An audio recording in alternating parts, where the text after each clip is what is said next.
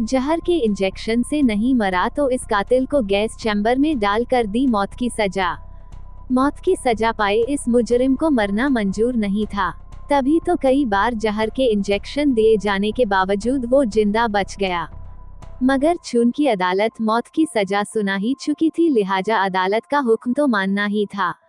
इसलिए फकत इस मुजरिम को मौत देने के लिए दुनिया में पहली बार ये तरीका अपनाया गया।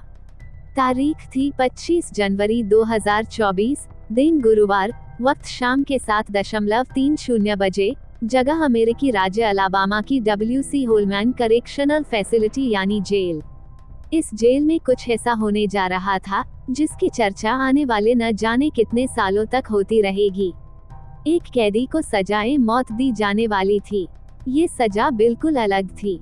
मुजरिम को नाइट्रोजन गैस के जरिए मौत देने का प्लान था।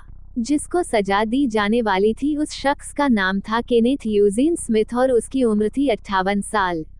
मगर ये मौका सिर्फ इसलिए खास नहीं था कि मौत की सजा पा चुके एक कैदी को नाइट्रोजन गैस के जरिए मौत दी जानी थी, बल्कि ये मौका इसलिए ज्यादा खास था कि यहाँ एक ऐसे कैदी को सजा दी जाने वाली थी जिसे कई बार मौत देने की कोशिश की गई, लेकिन ये कैदी था कि मरता ही नहीं था। बहरहाल तैयारियां पूरी की जा चुकी थीं और मौत का तमाशा देखने के लिए दर्शकों को भी बुलाया जा चुका था। अमेरिकी कानून के मुताबिक डेथ चेंबर से मौत का लाइव प्रसारण देखने के लिए बाकायदा स्मिथ के परिवार, धार्मिक गुरु और कुल 5 पत्रकारों को बुलाया गया था। सभी को अलग अलग चैम्बरों में बैठाया गया। इस लाइव मौत के इस मंजर को देखने के लिए सभी लोग शाम 7:30 बजे तक अलाबामा जेल पहुंचकर अलग अलग चैम्बरों में बैठ चुके थे। जिस डेथ चैम्बर में स्मिथ को मौत की सजा दी जानी थी उसके अंदर सिर्फ एक बेड था। बेड पर बेल्टें लगी हुई थी। स्मिथ को वहां लाया गया। उसे खाना नहीं दिया गया था क्योंकि ये प्रक्रिया खाली पेट ही संभव है। उसे बेड पर लिटाया गया। उसे हाथ पैरों पर बेल्टें लगा दी गईं। जिस्म को सीने तक एक सफेद चादर से ढक दिया गया। अटॉर्नी जनरल डेथ चेंबर में पहुंचे और स्मिथ को उसका डेथ वारंट पढ़कर सुनाया। इसके बाद स्मिथ के सामने मुंह के करीब एक माइक्रोफोन रखा। फिर उससे पूछा गया कि क्या मौत से पहले अपने परिवार और मौजूद लोगों से वो कुछ कहना चाहता है। स्मिथ ने अपने परिवार और धार्मिक गुरु की तरफ देखा और कहा। माइक्रोफोन को हटा दिया गया। उसके चेहरे पर एक बड़ा सा मास्क लगाया गया। मास्क में एक छोटा सा सुराख था। उस सुराख के साथ एक ट्यूब लगा हुआ था। ये ट्यूब स्मिथ के मुंह और नाक में डाल दिया गया। इसके बाद मास्क में लगे पाइप को नाइट्रोजन गैस सिलेंडर से कनेक्ट कर दिया गया।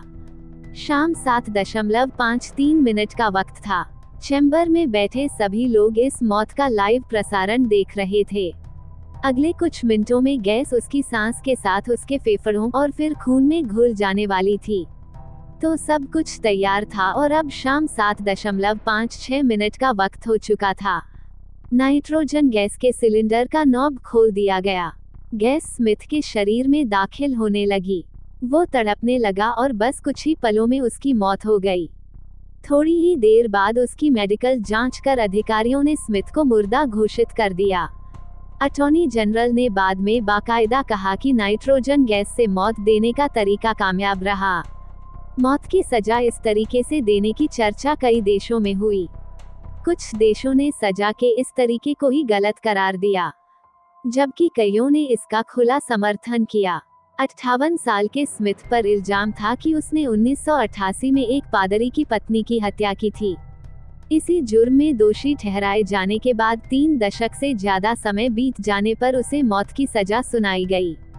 स्मिथ और उसके सहयोगी जॉन पाकर को 1988 में एलिजाबेथ सेनेट की हत्या का दोषी ठहराया गया था, जिसके बाद पाकर को 2010 में इंजेक्शन देकर मार दिया गया था। चार्ल्स सेनेट ने भी खुदकुशी कर ली थी। एलिजाबेथ उनकी पत्नी थी। कहते हैं कि सेनेट ने ही एलिजाबेथ को मारने के लिए स्मिथ और पाकर को पैसे दिए थे।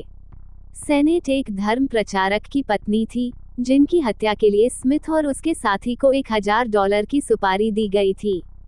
जिसके बाद दोनों ने पहले महिला फ्ले पीटा और फिर चाकुओं से गोदकर मौत के घाट उतार दिया। स्मिथ को 2022 में ही मौत की सजा दी जानी थी, लेकिन वो किस्मत से बच गया था। 2022 में उसे जहर वाले इंजेक्शन से मारने की कोशिश की गई थी, लेकिन तब डेथ सेल में डॉक्टरों को इंजेक्शन देने के दौरान उसकी नसी नहीं मिल पाई थी। ऐसे में कई बार इंजेक्शन लगाने के बावजूद वो जिंदा बच गया था।